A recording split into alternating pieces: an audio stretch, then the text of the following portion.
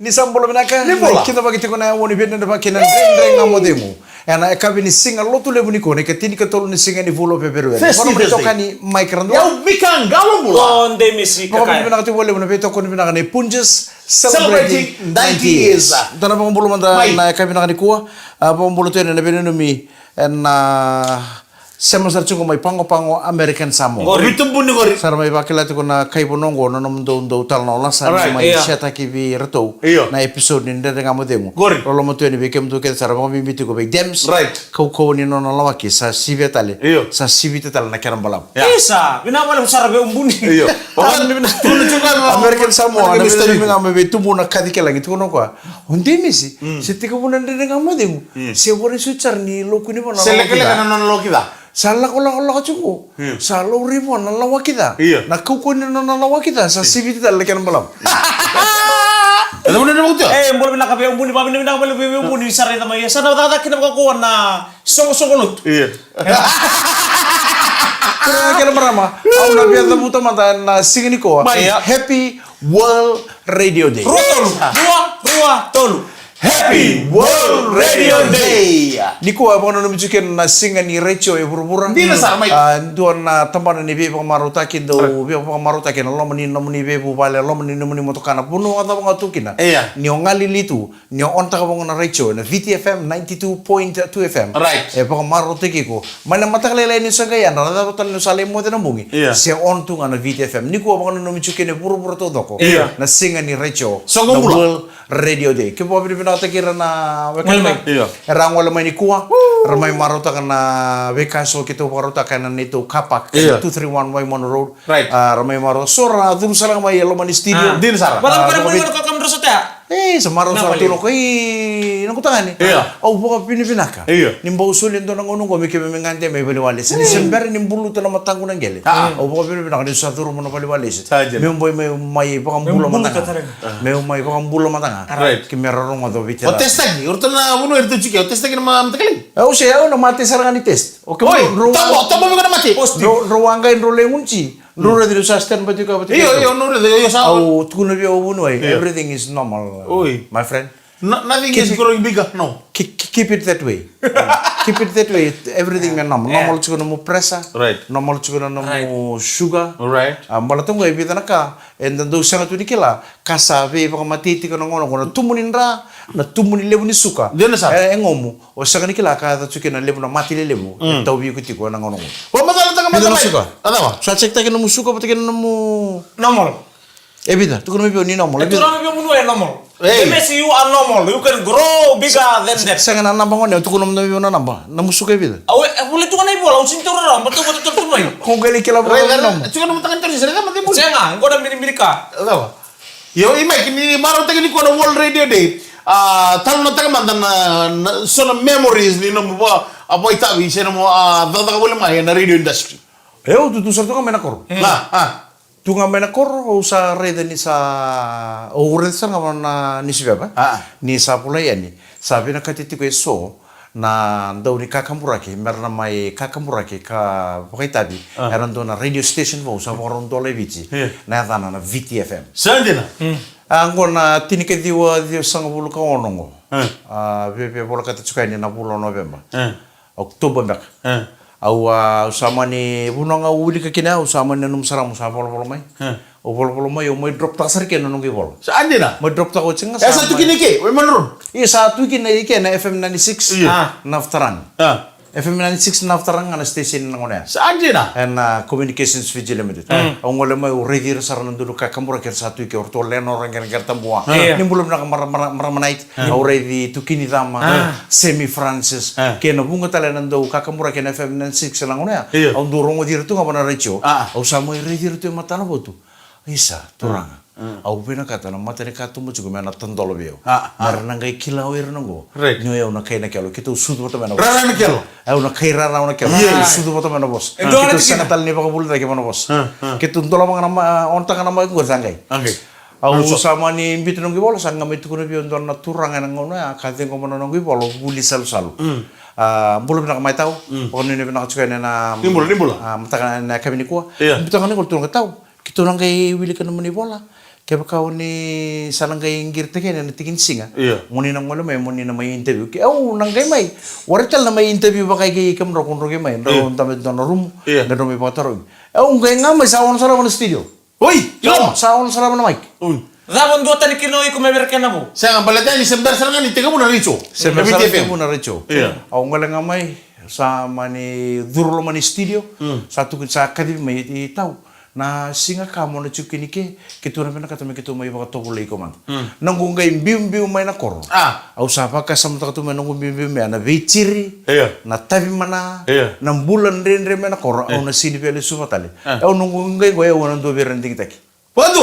positif sa tunga man nang bakasam au na senga tale nang gay lesulala may na koro niu sananding taki man nang do ber ke sangalo may na frantes kiliu au sare sa au stu ka erna dorbu ngonela au kimi mi sama ibikili sarang kimi mi baka tarugi mata me disro kimi mi baka tubuli batang au bangon non tanah baka tubuli batang ko turangani be turangani lau turangani be turangani bonole au bangon mai ni ku antara kai sote kino bonole o lau o be sale na bici nana tingilo mo kontoro ngoni rara na kay rara na kalo ngolelo au no ngolelo ma sabore tanga bio kona turanga ngo bulsel sal tuno kana misi ningo iko na tapanga na mic ngo sapo saranga jingita ka ruano musere dingita kan dono mutukutuk ni beboli dingita kan dono mukaide di singsu dono mutukutuk ni lenga o chinga sign off tali Mata ni sero pleta kana recho na sere dam. au na pleta kana singa na sere ni sinim bosala wele kamula da Kamor ne vendo mon na baka dorbos kaboro ni vendo Iya. o sinim bosala Ya.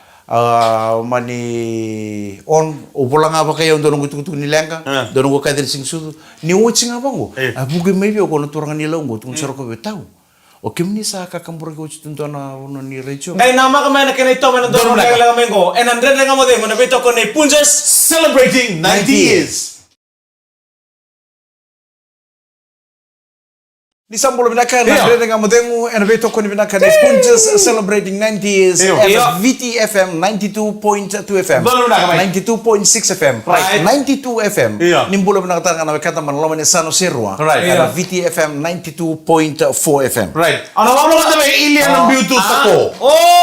Baka mo nina mo singo do mo mura tal tunga ko nan den nga mo demo. Iyo. Ay na biya ka bito ko sara bina wala sara na siya mo tumay na ka bina ni ko. Do mo bina ka turangan na wala ni bina tal tunga ni kam do na siya mo tumay ngor may na koi ko may mo family may na so korlo may biti. Iyo. Na bunda family dawai family batike na nanga sa wai family may nangando aka Rock City may nandi bina wala sara na siya mo tumay. And ya kami ko wala ka nang tingin chulan den nga mo demo. Ano ba mo tatu nga be ngore be tengo ngole tu mai be mboti tu. Bolo na mo Bolo na na weka be na wale usara sa. Lima sa bulu ka ba Bedo Street mas si Iyo. lima sa bulu ka ba Bedo Street mas sama mula Right. Be pasione maksiale. Mengano numita tu akina be ndebe mbaya ta sakila tu na numita bisa borta tu nomba pasione. Iyo. Maksiale bina wale usara ndo batawali mai. Iyo. En eka be kuwa. Wala mo na masigil mo no. Oh. po o ba pwede na kachukubi ito na turang Oh, komete sute se Right. oni en sute.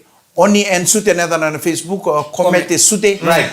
pinawale utorangan ay Iya. na buki kita o sabi na katami yung kay tabuto sarangan niya nandire nga mo din Esa. napaka pinakalibo ano mo niya ngandi ito may baliwale sa nanoa Right. may surat kita usara na letulungan nandire nga mo din may kituli pa singlibo Right. and singlibo no kito sapon doon na turango Ah. ronda bimuri oron Hay na create na ng lura. ronda bimuri lalalango un tambi to na sa in rebellion sa onsar na ekon kito sa batang batapi na kalaman loria kito sa lekele ngona ya sanga ni rambu ke jim cui kan tona palikana kito le pa sigile begini kito sa kele kila na lori na ngono ko imi ka sa sini pa na lori liwe Iya. da sumu bango o cha sange tomba talaki sange Iya. lo kana katum na ngono ko na lori Iya. sa remote control ka to ko iko sumu ngabango tambakan non re pa sa Wakasa mo tagad sa lura. sa tasong nga ba kay ko na katamba ni sa tambakin na remote Saloka. salok kito sa sumutudo kito ba Iya. kito sa ngay mi kito sa level ka ni sir sumu ka matani tarama ni balikana Gila. kito ngaya kito sa tungno taloko tanding bikiro oh di taloko manolur Iya. di taloko manolur lindong dolo taloko kat bobola talimba suko ko Na sua. nakatu mani lori ni turangan ay Iya. kirung kita rin ko in. Tadi mo, ada tala. Kan kasi mo make sure ta kami sa sung pinang lakat. Iya, Ito awal lang kata kasi nunggu bege juga lo. Iya, dalam kata betul betul. Already di turang na di minang salang ni sa tambakan na remote salo ka ngapaki ko katum. Angke ke umpas ko tal katum. Au bina kata meu sua taka. Sua bare tolo male kata kana nunggu bag tu kenda. Nataruh ke rubet torong nata ba echuke lo money bag. Confidential. Nata echuke lo money bag. O bina kata mele shoe misalo. Ita di Ini kau merintah. ni sa tambakan na remote. Rita ke me ronga. Nalor nang ano ko ni sa tambakan Au sa kilati ko. Siang sa ngayon sini kila. Obe me kila ni wale stale. Sa ba ngai sa ya tadi. Iya. Ngai ta beta buto bincang sal. You have to understand that tadi you come all the way from Wainunu. Iya. Sono system nimbulo ba se. Bahkan dua. Ono pa bulu de ko chicken na Kita bulu boy. suba. Na Nia balsar na luri, nia balsar na mo. Iyo, rata mo rapa ko to tawai wai. Nako no le bukan dete talaga tu beteng tala alam ni lori ni. Tadi wala talaga. Ini pas ko talaga tu ba. Sangga tu ko lebih bulu sel sal. Tu no ko itau. Satu to sarang mo jana namuni sagi po so chinga ko na recho namuni be ba to. Kitu sarang ke borong ata. Endo ko ni sa so tu meken namai. Dora puno ni sa poso chicken na na recho se ni bien krab chu na tampani recho. Sang. Ngo nang kai sartu ngamane bi ciri-ciri mena korong ngo gemengo. Oi, iyo. Pasar mo ko bi tau. Rata na application. Application net sartu mo ko na tebil. Sa pa tu mo ko kena dere. Tukun soro ko bi. Eta na application tu ngori yang university raba koroi keda kor tu ngor kor polo mengo. Au bango ko warin do na ngu koroi. Au na ngu koroi ngana tabi ngama na kor. Lewe chuku mikim ngai soto pati kerna pa koroi ngo. Ra ngai Mona prospek. Foto sendiri. Kendor sige mbaki chini kedio na. Kontong. Iya. Sendiri dia. Se ngai mbaki chini kedio na ngono se talno chuku. Isse mo ni bridge miraran kel. Nangau na ya o chinga bakale lebi na mama. Iyo. Au ngai kinda talo tu mena kor. Nangune senggai on sarami kira na mobile. Na tini kedio wadio sang bulka ba. Ani mateni ngau na ya to makene biche na taleboni be ko ek. Sa bang ta chungo. 1994, 1995, 96 dola kena bali wale singo. Au kinda tala satu kunu mebi mena kor. Hey, hengo engir chungo mengo. Tu ko ina su biko. Au sabang ye. Oye tunggu ina kor. Sinto na odi man de girme go sama ni tor sarana talebo no orang bola sara. Halo. Kita tal sabo sigen dona marama. Kemeni akila dona marama wa marama rong lebu talangai bichi bana recho. Pingkara bisar ba lebu na FM 96. Na ta no mer loma. Rest in peace mer loma. Sangir chumo ko na kabia satu mo ko. Is this my Kelly Randua? Yes. Okay, this is Merla Molamo from Communications Fiji Limited here in Suva. I would like to let you know that you are one of the selected radio personalities to work for VTFM. Ui. Oh, berentel tu mana telepon? Video call. Rapa nonton ni lagi mo. Ui. Sini video call ngonang giri sana. Ui. Sembel na ngono tal no chugino ko sewore na social media ko ni sa mga tao. Si madala me se ngono si Nanggiringa. Nanggiringa. Iya, na nung sa sanga chume ay balwala sinu chume na kor. Waran kilo ortu kita mena kor na kausa ngaju. Nangonom nang usama hindi kita kimo sa may Landilo. Kakamurek. Ortu warem nang anikila. O bangang go bertu ito na radio station boron tolo buchugo. Don tolo buchugo na Recho. Na recho. Na singa saranga mo no pa kumpulo may kin. Ratu kurumbu mena kor. Ni sa pa kumpulo tu ni bono recho. Una no munin taw ni karabi. Mike Randoa. VTFM. Ana VTFM betul kena frekuensi nang ngono sa may 92 sa may 92.2 ana ngono. Sa adina. Ana ngono tiku bukini ken nanong go may tiku bukini pa wala se usang taling gere so bango wike pokan dua. Na yato sara ngono gerita. Ngono sa Ano kitsini ka sebar? Ani ba ko chicken? Makawa. Oi, nangon na mo ni tigo Mo tiku na may tabi ni mawa. Ui, Ang na kemo tu na siu na Ame na. na bibi toru no ngone senda kakaske senda bibi toru da ba pakaske lear sortu kine me sartu kune me kine orto me lamichi me ngau artu satu kine lamichi ngau na sing na ngone o ko banda ngawarin kila chu ko na kausa ngaju ko ai asa mo coba ta basa ngaju ko sul mata ko bang buluset abang ngara ka chu dalam mata ni singa bo mata ni singa kalunga sana boro dam Banga mengo mo ako lawan ngacharo ta kami ko Maria. Malah tahu. Mas na masuk ko na tumapos tuwa ito. Iya. Kana kami na. Wala ni jato be kami na kada ni sa matul mo na VTFM and then nga mo dem. Iya. ena bito ko na punjas. Celebrating 90 years. Etan tola post ako na Facebook na kami na kaniko. Bay. Okay, sa ka chini-chiki na ako tutulog ako. Iya, gori. Na iko reda na tola post. Gori sama tango litu ni ko rumol lan ha. Iko reda na post sa ngembito nga na Facebook na ngauna ni teku wiki. De mayana ni te songul ko no runundolo baka ta maya. Me ta may na ngonongo. Orede kaya ni se brasbek bina ko to kamu. Ya. Bosara ni Angkay alam mo ang benay da kaya mun kan sa tu ora wa fensi siya. Sa ang ko sa wala sa mga komida ki. Oh, kinawali. Nando na una. Iko na makalili to kang gusto. Sige na wala na uba tuk na tu sa wala ba. Nando na no na do man stage ko. Kuno walili to kamu ju. Otto bole sara mo na do man stage ko. Ngoi sini inde. Endo kami ro na do biko. Esini karoro me o do man stage mo. Ngoi ndo ni tangi dinin bulango. Iko no mu stage mo. Kere ka ko ni mo tender kada. Ko ta di mo kere. Iko se no mu stage mo. Iko se bi na ngono ko. Dan dengan modemu hana beto ko bina kanai punjas celebrating 90 years. Ni sambulo bina katalmay nan den dengan modemu en nai wasen ngono ko ni bakan romusing sana bakro mai dapat lang ana ka bina ni kuwa. Ko cinga ngono bakan romusing kay namaka nai wasen ngono kataraba nambongi kay ko. En na ben karabi chukani ke no dembak. Yo no berato na geng. Ginna magerto tumain na bonge me. Iya Mike na mutala matana. Tukuno kondo nga berto na geng. Uno ni cinga ngono sana ni. Iya tidak. Oh, you kira waro cerang ngono den nga modem kira sana teki tu kita tinggo. En nai ngolo somu kamuri na rangaw ni sala na nanti. Highway and ilang ko sumba ni na itiku ko turang may na kurwa right and kena laki ngarabi na sota lebu ni na heavy Fijibita na heavy sevens roach ko na singa borong buka o tiki na singa borong way na raralebu na lawang kapak may singa tok go turang kena marama may naronga o ni nang kay rongo dito dingo kina ni na MC pa papalang ibeke ba speaker tuno ko MC pa papalang ibutang kita speaker Kako ni kondo urere, sakila ito kamu ko nangaw na duro mikir na kato mani baliwali singo. Never look back. Sa duro may nembak yata di mo. Si FM na ni 6 ya, urong ko tulo po sa papalang, sala ko tulo man ni office ngo.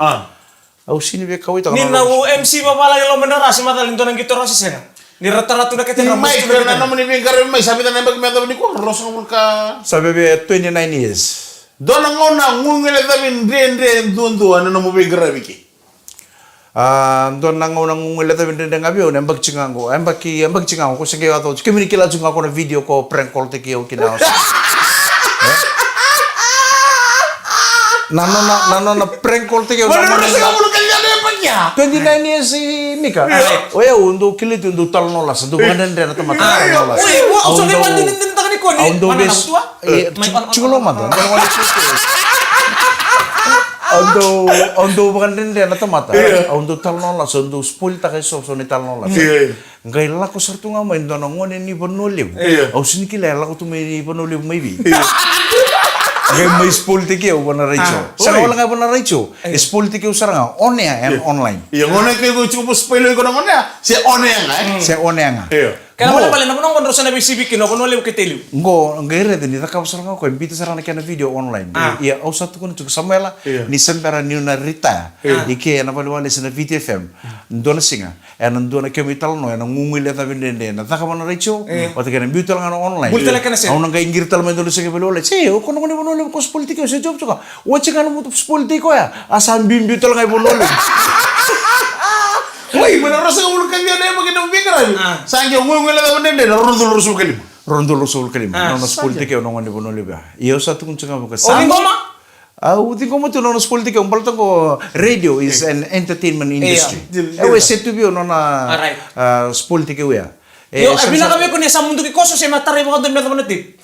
Na ilang ko nan duna ngauna ni sembera ni watch no kubing karabe balo wale sungo en na saumi na spoil tik so balakala en sumi nga balakala en bimbi usara nga balo wale sungo melu stal no kor ya na bala mo din mo ni abikar mamma ka ni tamaro taga tuni ko wall ready day totok na bi kay so ko ta kibalo lesi na refreshment wata lagi na rongal man ni mo ka ni kabri sa bala mo to kana mo ni bikar bi may kira sebenarnya teman-teman kan tidak nampak ini robing kerabi bolike. So nandrendre lebar orang tu mah yang nandre betul ngamber na join tak na radio industry.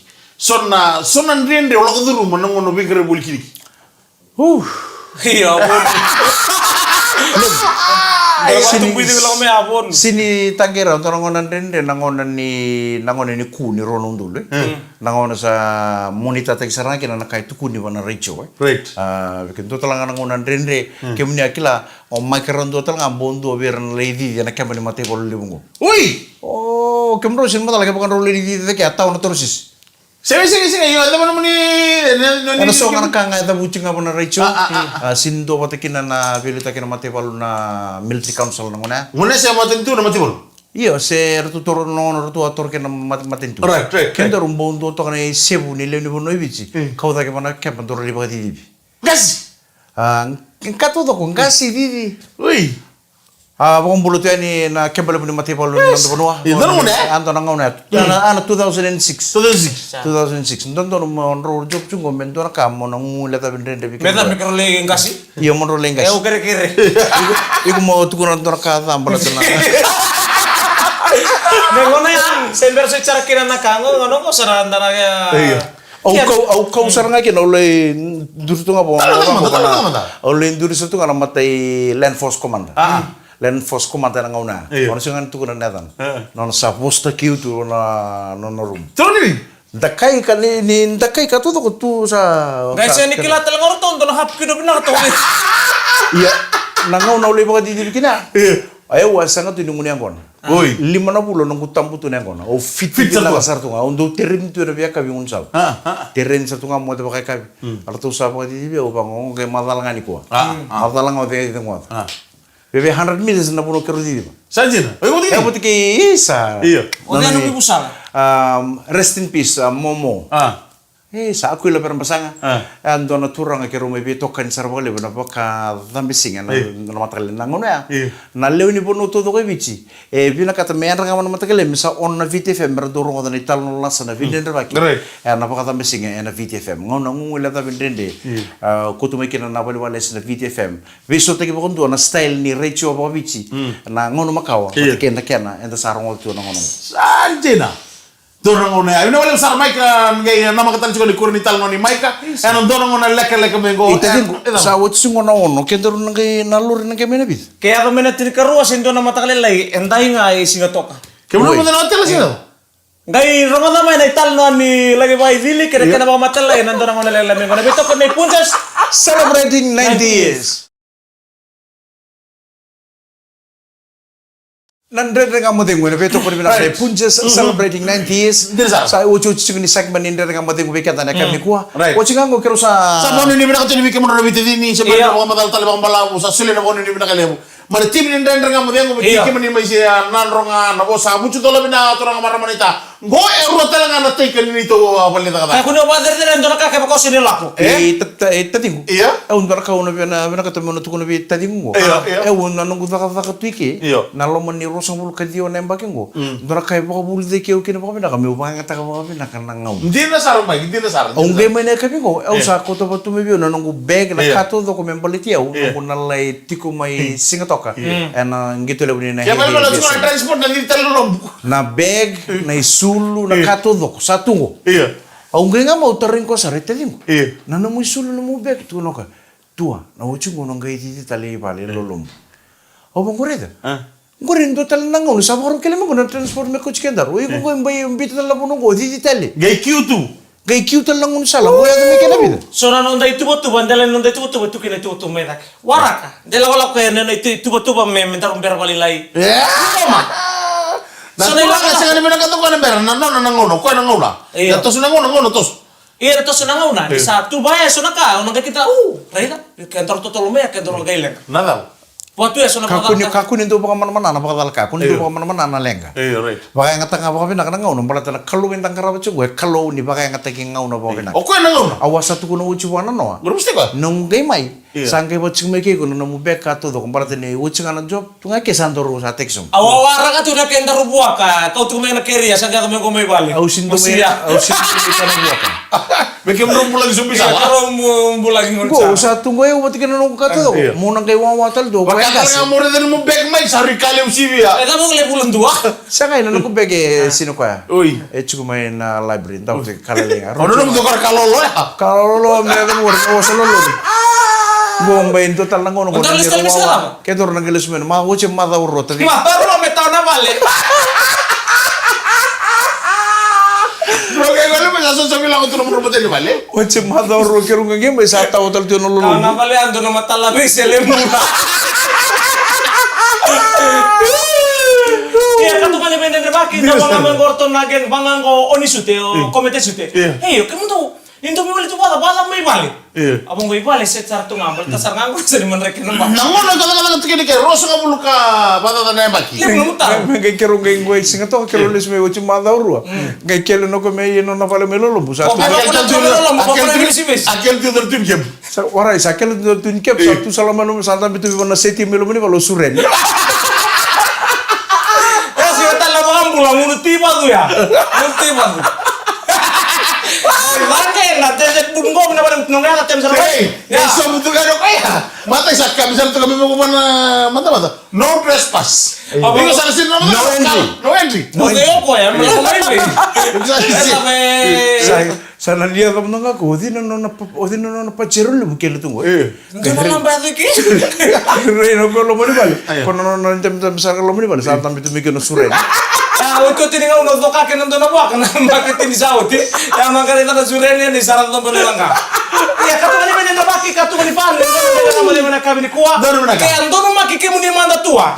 Na Facebook nang uno ni sangke. Oh, saya NB wala bici. So boy, cina coni. Kalau di rumah tangga. Ada bos dia bawa nama tangga. Oh, saya belum tentu di dua tu ya. No mo kue bangun na nata kan na Kama tadi kasih bi, oso. Ya. Ana aku kan kami datu nang kasih ko le daki. Nang una yang saran Facebook. Saya Maria. Kaya ando maki ke muni. Simratan. Nang una sa na richo, na VTF nang una sa gintolo kina. Weh, na kere ser do girmai. Ayo teks. Mau ko sini makata teks. Na roach ko nang uni sala luma na telepon dong gircinga mana telepon no sangay la ko may na telepon na mobile bango sangay chiko na short code me text making Right. Ngay sa kalungatan ng ko kakamura kin ng ko virtual lang ni sarangay durmingo sa kalungatan ni sa may pakaroro ta kinabingrabi ni satu na social media na computer Right. au bang goberto kilando na bini serele we pakatan takatu na VTFM ng ko tombale ta ko microphone tombale mo na studio Ui. tombale ndo na mat ser lang ser men ndo na bonno isubang o le nguni ang kono tu nung burota tu ng bilo lelew me watching nga nguni ang kono me no koto mo ndu siro no tu ser na mat ser me pakatan tek mo na bit kemro kalungata tunga salok nga man email na nota ser Email, YouTube. ser ko to sarang moira se pakatan tek nga pa na YouTube Right. oh my god na nguni tigo gini ke se ore sa na ser se bidanga Iya. au sanga ito boleh mo TV ba mo le ko to mana ser mo pakatawa na library levo ni VTFM ko sa hosto kinong ko ser Ngono ko sa dulu ko terus. ngono ni konferenti tigo na mata ni sing ni konferenti lang ser le bongi lebu le matakle le na benua ngai tal mana matakle sing tarapa mai ket ko tuntal lebih ser ni lutu tem me pakatang tege na VTFM torang ngonan rende talang ngon ni bengarabia 1996 Se bai nakakata tin karo se orang mana Ngai na taka taka ni santo suko na lima na kalong na kabi usang kanto sangata len chika utu ntara matser lang ser me au sanga indo kera na transport me titi bakiau le nguni ang kono tu batikar tu na matsera nungku sanganga men dua seru no tu ser na matsera ni usana out mai mono koto mai me baka teng teng mana vit na boleh butua. first me baka teng takai liu na nomni pale wale na VTFM Ngono ko saliu. ngonan rende na tumbale ki do ka chuna lang ser lo tu ni conference di festival park Right. labe ne ya ko ne ya tu ko ken no no ko sa ko to luri e un du tonga bona bek do rek tumbale da ki festival park tur le ka ko tu ni ser lo tu listal mai tau tal sa ke sa do ya mo chene chore iko sama ta kali ka ba sa ka ba tu sa ka bugile mata kali lai mo mo tang anduro na o simbang gital Ngai bulan nangone main bulan sarang ngone di semper kena hotel hotel ada Korte de. Siya kami olakot may pangolo break tumada. Relax tumada kina pa mongge orta lay kat Bangdo na ngona.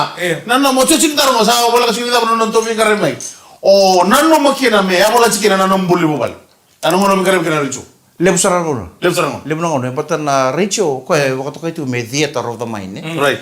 O ko kemin na borong chuma kemin na rongo da chuko ndomo. Yeah. Kemin na bena katendo na mono me uri da matana tolo tolo. Yeah. Me ubi so tarita ka bata nandomo ke na tolo tolo. Right. Nangono ndo sa sote ke na ndomo ke na tol. Ir dong iri di ngapa ngoro do tukon isa. Kemin na saran din do na turang aliu. Se naman do mo muni na Rachel kemin na saran din do na turang aliu. Kemu iri ta nunggu tumbu talanga me nunggu tos me bana Rachel na bakia. Bebe sumijile li talanga bakai tadingu. Ui. Ana namu nanor do bos tarwate rando borong narorong wate ken ndo mo na ko na tol ko bos kan Saja.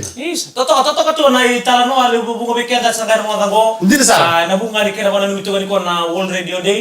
Bina wali sara to na nomuni ngauna kena nomuni talno ta na beka kime megawata. Dono bla. Sa mero. Timba ni binaka. Iya. Ni ndu na pai ni BTFM. Right. Kero mana kero mbo mo mara ni kero mbo mai to beto kan itu wat ke kemuni mbere ni na. Ausa tu kuna ngabi turangan itana no kwali baka sile tikito kumete sute. Ausa tu na kebaka wakila. Ni ruwa mai kare ke boso bangoro nandam betongo. Kena non ruang ole mana singa o ama interview te kero kan. Ke ucer na satu kuntal ngabiro na katumba ro stel na koro. Ya onga mere na obir na kwale una bukuni me ramai tuber na ngone ko. Era sakila na tataka. Sana uci kuntal ngono kimeme ko kim sana ucen. Sana ngera to mana nengengo. Era lalang ko na sima tal ngono taba. O cita. O satu kuna ngabiro na wangan rusa won tu cikino ko. Ni kimeme sa bimbi nang kasi ngome kimeme sa out itu ba. Droka ko ni bobotar. Right, na wali. O cita ro. Mai. Na iwochu ni na mo mission bere na bimbiu. Nada. Au na nunggu mission tu au na pila kata na VTFM. Right. Mendo na radio station ito ke number 2 EVT. Dorwana. Me kota lindo na radio station ni bicho meron na level roka VTFM to become the number 1 ito ke radio station in Fiji. Kendo na yaya meno musuwa ni elisi vale na dama ena company ko. Mike. Sarang nunggu ya. Sara may tao talaga na kamu tayo. Sa ano ni mga tibigam ron, mga wala somo isi katoka na bunin lingkarabi tabi. Kalenda talaga. Kalenda. Nakalenda tangan ni bulan ni VTFM sa may tukurong ko tading gubiyaw. Sa kano ka me sana to sumber kenisaw. Mana $2 kento abul ta kena na teguni bulan ko. Kano ka sa musta ni $1. Do na kalenda $1. Right. Sana lebul ta keni singatoka. Yana sut lebuni na he V7. And singarua warung bukan mataka kena singapura wai turang kena marah masalah tahu kena dari modemu bina balik bina sama cumai kalau nggak tuh ciko meni mena wakang mena kurba rua nanrong kena bosa ni ngole ni bakal lebu na lawang kapak mai singatoka mena toko ni nang gitu lebu ni sot ni Fiji bitan na hehe V7 namun itu kan ni mic rendu ya mika kalau bola Gonde misi kakaya au na bombulu tu ni bitupe oh belum nak tupe na wala na sama cuma nak ko peksa na jebros nandele ka modemu sangai toso da kitinga awa dan lako sarang gue na turun rubio na turang ni kerja may nada mo subar sa kanto na na kira siya rin bito mo ko biyo iya na lako na sinta buto ni ko na kata-kata kiyo ka iba sa alam nang tumitala ta kana na bombulo tu ni na bombulo tu ni ve tupe na nobo bata kay Tino my Northwest California gue bola kata to kan na boto ni Golden Gate Bridge romula and kabi empat asar cukup main sini pura-pura nang onongo ro ndambe tongo and boto ni Golden Gate Bridge o tupe na no boto Tino my Northwest California sana ba ito nga marama may Australia marama ko dito diba marama ni kalambu baswimba pero na kamama ila kasama ba kaya nandang modemo kalau ngata ni modemo binaka ni samode